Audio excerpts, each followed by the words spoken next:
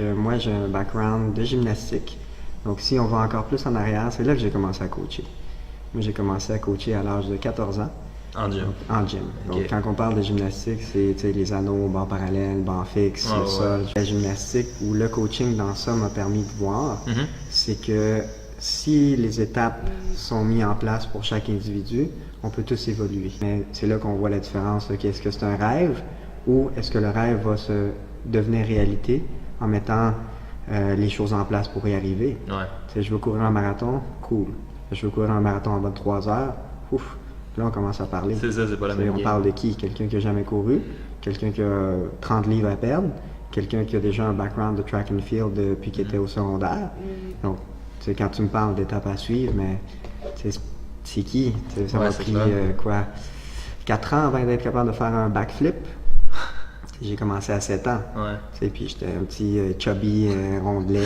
On dirait que tous les entraîneurs ont passé par là. J'étais exactement pareil. Tout le monde. Et puis c'est là justement dans pourquoi qu'on a fait les choses qu'on a fait, pourquoi qu'on a fait les choix, autant nutrition, entraînement, même faire le party un vendredi soir, tu y vas-tu ou tu te concentres sur ta compétition, ou ton entraînement? Est-ce que c'est des sacrifices ou c'est juste que tu es focus envers ta performance? Ce que je trouve intéressant, ça ramène aussi à une idée d'être conscient de qui tu es et de où tu es en ce moment. Je pense qu'il y a quelque chose qui est, on pourrait dire, qui est particulièrement difficile à faire, d'avoir une bonne conscience de soi-même puis de comment est-ce qu'on évolue genre dans l'espace, dans l'environnement. Prendre conscience de ça. Je pense que ça, c'est la plus grande puissance d'un coach.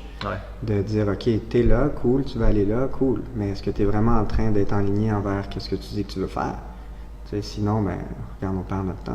C'est quoi des erreurs communes que tu vois avec tes athlètes, avec tes clients, avec même tout le monde? Le manque de vérité. Le manque de vérité.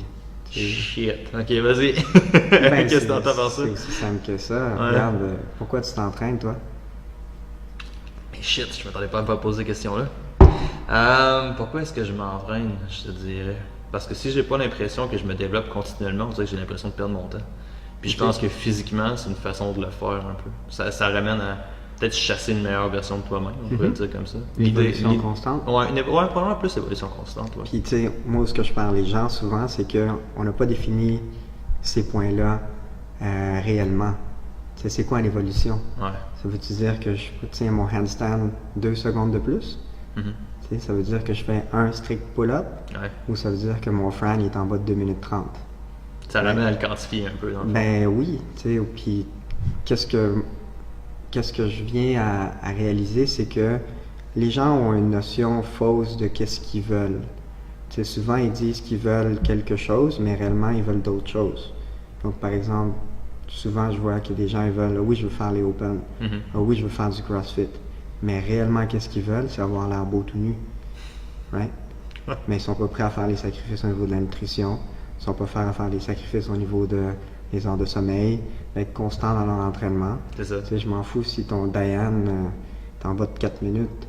Mais si ton but réel, c'est d'être beau tout nu ou d'aller aux régionaux, on parle de 2 choses différentes. Parce que en tant que compétiteur de régionaux, le travail qu'il doit avoir derrière ça, c'est vraiment un travail assidu, constant, puis de jour à jour. C'est pas, OK, là, on est à 1 mois des Open. Go! Entraînement, je vais rien faire. Non, regarde. Entraînement, c'était comme l'année passée qu'il fallait le commencer.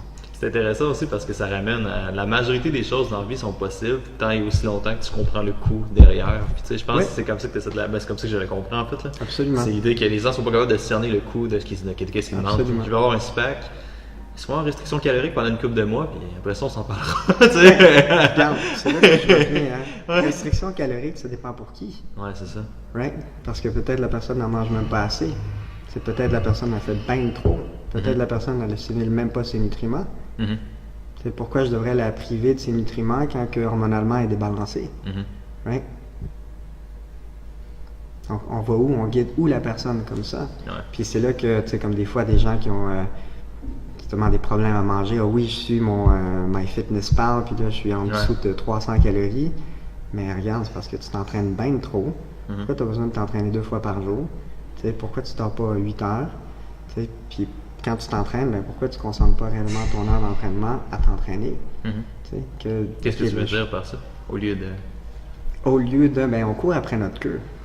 Tu sais, Ok. on passe notre journée, ok, là j'ai un meeting à 7 h du matin, fait que je me lève, tu sais, Ouais. mon déjeuner c'est une barre Cliff avec un café.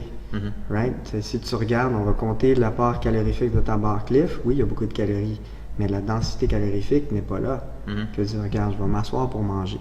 Je vais m'asseoir pour déjeuner, puis je vais vraiment assimiler mes nutriments.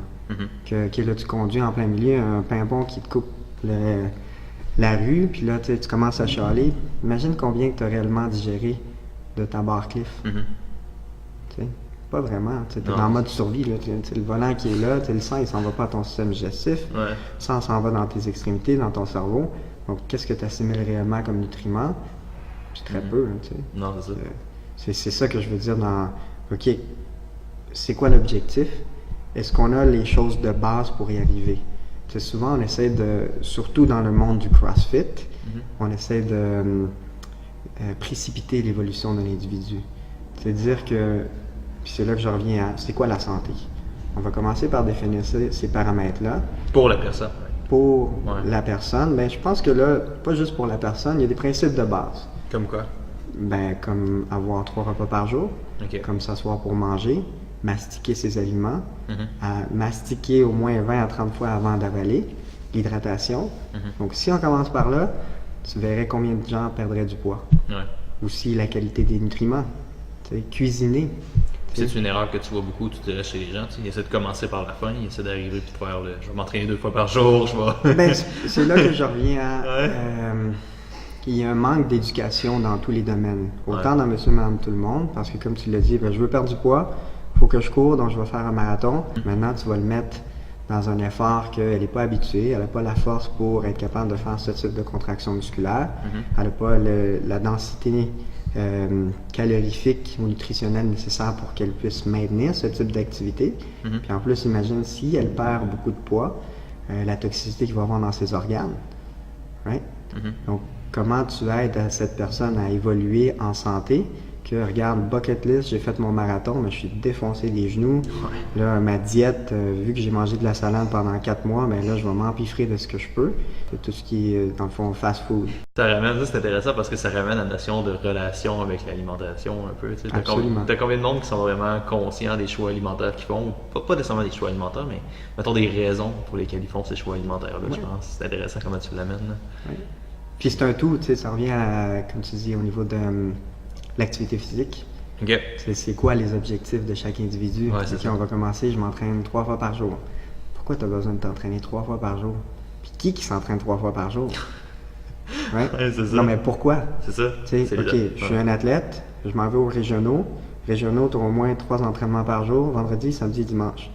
Right? Si tu n'es pas prêt à tenir cette charge d'entraînement, si tu n'es pas capable de récupérer, Ouais. tu es fait. C'est clair. Right? Donc, ça, c'est un athlète.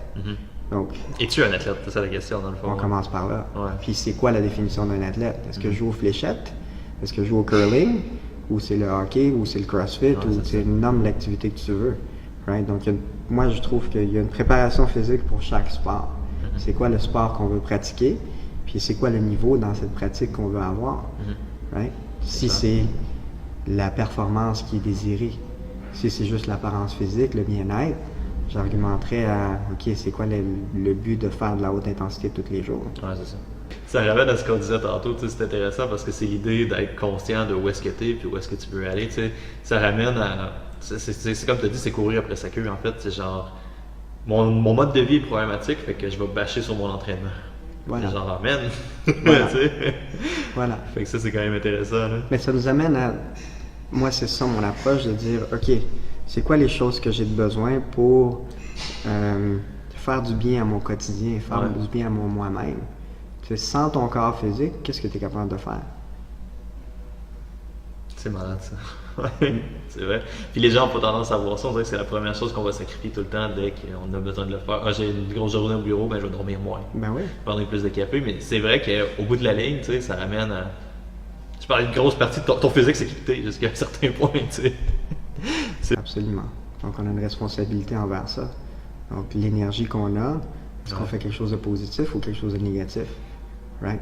Quand on mange, tu sais, l'énergie qu'on a, est-ce qu'on fait quelque chose de positif ou quelque chose de négatif? L'intention derrière, un peu plus. Ouais. Right. C'est Tu sais, on vrai. dit qu'on veut être vegan pour sauver la planète, on veut être whatever, mais regarde dans ton quotidien, c'est quoi les actions que tu fais qui sont positives ou négatives. Ouais. Autant envers toi-même que pour les autres. Right? Puis si tu commences envers toi-même, ben ça va refléter avec les autres.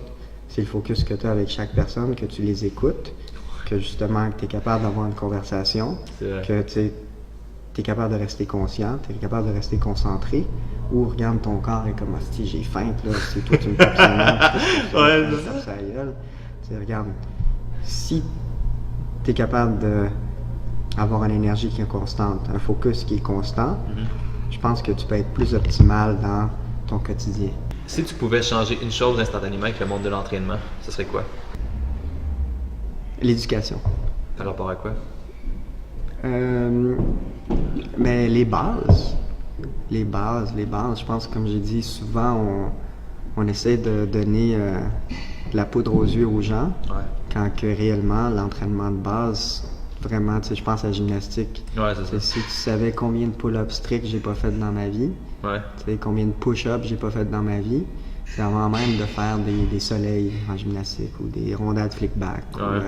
Puis c'est intéressant, je pense que ça c'est comme dans la carrière normale de l'athlète, d'un entraîneur, d'un humain qui s'entraîne, que tu vas finir par remonter, tu vas chercher des trucs fancy, tu vas chercher des trucs compliqués. Puis au bout de la ligne, quand ça va arrêter de marcher, tu vas retourner aux bases. Ben, c'est ça. Tu vas blesser ton monde, tu vas te rendre compte que c'est ça. tu blesses le monde. Puis, on va commencer par de un, c'est qui l'individu, c'est quoi l'objectif, c'est quoi son niveau.